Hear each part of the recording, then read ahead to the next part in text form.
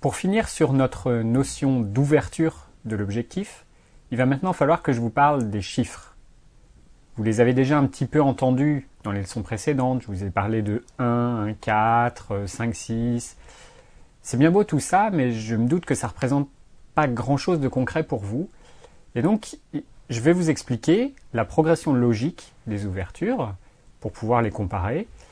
Et puis aussi, comment récupérer cette information sur les fiches techniques des objectifs que vous pourrez rencontrer. D'abord, on a deux catégories principales d'objectifs avec les ouvertures qui vont avec. On a ce qu'on appelle une ouverture fixe. C'est le cas de, par exemple, l'intégralité des objectifs dites focales fixes, par exemple un 50 mm. Il n'a qu'une seule ouverture maximale. Ça paraît logique, c'est-à-dire que notre 50 1,8, il ouvre au maximum à 1,8. Pourquoi est-ce que on parle d'ouverture fixe? Parce qu'à l'opposé, il y a une deuxième catégorie d'objectifs. C'est le cas pour certains zooms, pour même une grande partie des zooms. Ils ont ce qu'on appelle une ouverture glissante. Et cette ouverture, elle est notée par deux valeurs. Par exemple, dans le cas d'un 18-55, 3,5, 5,6, ce que ça veut dire, c'est quand on va utiliser notre zoom à 18 mm, c'est-à-dire à la partie la plus grand angle, l'ouverture maximale, ça sera 3,5. On ne pourra pas aller au-delà de 3,5.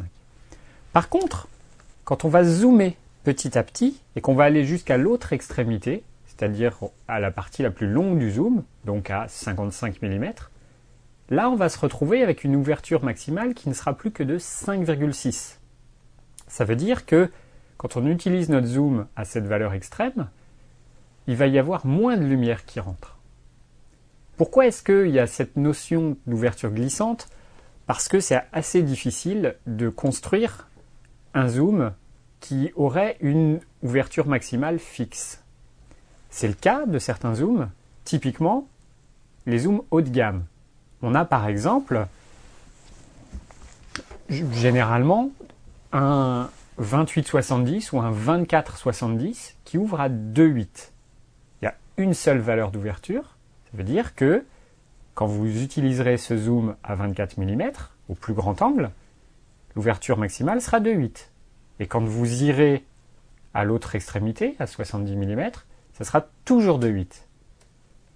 C'est très pratique parce que vous êtes sûr, quand vous composez votre image, quand vous faites vos réglages, que si jamais vous devez zoomer un petit peu, votre exposition restera la même. Si vous avez défini votre ouverture à 2,8 par exemple, mais que finalement votre cadre est trop large, en resserrant un petit peu le cadre, c'est-à-dire en zoomant, vous aurez toujours la possibilité d'utiliser cette ouverture de 2,8. Alors que dans le cas d'une ouverture glissante, si votre photo paraît bien à 18 mm, mais avec une ouverture de 3,5, si jamais vous voulez zoomer, obligatoirement, l'ouverture la plus grande va diminuer un petit peu.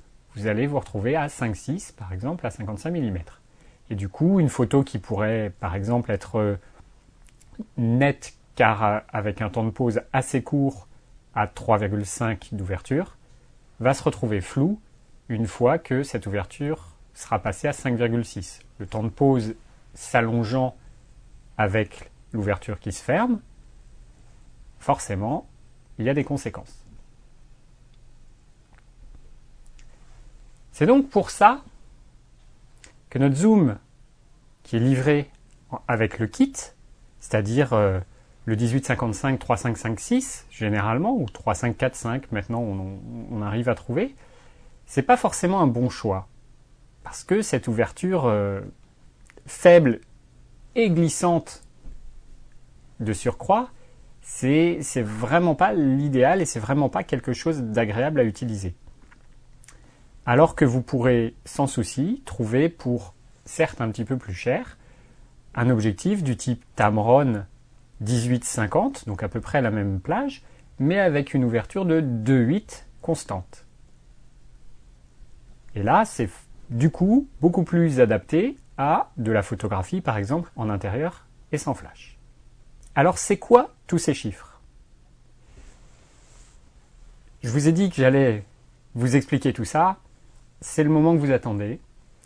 Il faut savoir que l'ouverture la plus grande qu'on trouve, en tout cas sur les réflexes numériques, sur les objectifs de réflexes numériques, c'est 1,0. Il y a généralement 1 ou 2 objectifs par marque qui ont une telle ouverture. C'est même, on en trouve de moins en moins parce que ça coûte très très cher à fabriquer. C'est des objectifs pour des usages très précis, très pointus. Mais toujours est-il que notre ouverture de 1, ça va être notre base. Ensuite, on a une progression en racine carrée. Accrochez-vous les matheux. L'idée, c'est que à chaque cran d'ouverture, on divise la quantité de lumière qui rentre par 2. Donc, la progression des ouvertures, ça va être 1, 2, 4, 8, 16, 32, 64, 128, ainsi de suite. Sauf que ça serait trop simple d'utiliser cette notation, et donc on a les racines carrées équivalentes. Donc si on part à 1, la racine carrée de 1, c'est 1. Donc notre 50 mm f1, par exemple, c'est cette racine carrée. On va doubler. On multiplie notre valeur initiale de 1 par 2. On arrive à 2. La racine carrée de 2, c'est 1,4. Donc, pour passer d'une valeur d'ouverture à une autre, un cran d'ouverture, on passe de 1 à 1,4. On va continuer. On passe ensuite, je vous ai dit 1, 2, multiplié par 2, ça fait 4. Donc l'ouverture qui va avec, la racine carrée de 4, c'est 2. On continue, 8, racine carrée de 8, vous la connaissez pas par cœur, c'est 2,8. Racine carrée de 16, c'est 4. Celle-là, elle est plus simple. Ainsi de suite. Donc, le premier tableau, le 1, 2, 4, 8, personne ne l'utilise. Je vous l'explique et je vous en fais part pour que vous compreniez la progression, mais c'est pas à retenir. Ce qui est important à retenir, c'est la progression des ouvertures. Donc, je vous la détaille maintenant, sans vous parler racine carrée de quoi. C'est donc la plus grande, c'est 1. Un cran plus loin, c'est 1,4. Ensuite, 2, 2,8, 4, 5,6, 8, 11, 16 et 22. Certains objectifs vont au-delà, il y a 32 et 45, parfois 64, mais en tout cas, dans les objectifs classiques pour les réflexes, on s'arrête généralement à 22. Voilà, c'est un petit peu compliqué, mais ce qu'il faut en déduire, quand je vous parlais de lumière divisée par 2 quand on ferme d'un cran, c'est que si on cherche à comparer, par exemple, deux objectifs pour les utiliser à 50 mm. On prend notre 50 mm f1, qui est très rare et très cher, et imaginons que si on le monte sur notre boîtier et qu'on veut faire une photo le soir chez soi avec une lampe d'allumée, on prend notre objectif, on fait la mesure de la lumière à f1 et nous indique 1/500 de seconde. C'est très pratique parce que à 1/500 de seconde, je sais que le temps de pause sera tellement court que j'aurai pas le temps de bouger mon appareil et mon sujet n'aura pas le temps non plus de bouger pendant ce laps de temps, ce temps d'exposition qui est très très court. Par contre, imaginons que pour faire cette même photo, j'utilise mon zoom 18-55 qui, une fois amené à 55 mm, n'ouvre plus qu'à 5,6. On reprend notre petit tableau de tout à l'heure et on compte l'écart en ouverture. Donc on avait 1, on passe à 1,4, 2, 2,8, 4, 5,6. Il y a donc 6 crans d'écart entre les deux. Ça veut dire que ma photo à f1 à 1/500, ça peut être aussi une photo à 1,4 mais à 1/250e de seconde, ou à f2, mais cette fois à 1/125e de seconde, ou à 2,8, mais cette fois à 1/60e de seconde, on arrondit, ou à f4, à 1/30e de seconde, ou enfin à 5,6, à 1/15e de seconde.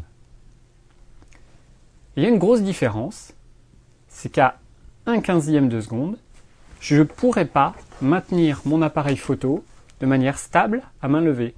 C'est-à-dire qu'à 1/15e, je vais bouger un petit peu et du coup ma photo sera floue. Et donc si j'utilise ce 18-55 qui ouvre à 5,6 au maximum, dans ces conditions d'éclairage, je ne pourrai jamais faire une photo nette à main levée. C'est donc tout l'intérêt des objectifs qui ont une grande ouverture.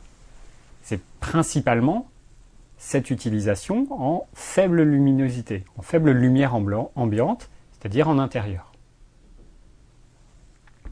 C'est pour ça qu'il est important que dès le début, vous prévoyez dans votre parc d'objectifs, dans votre garde-robe d'objectifs, au moins un objectif qui a une grande ouverture et qui vous permettra de faire des photos dans des conditions de lumière assez faibles, comme en intérieur.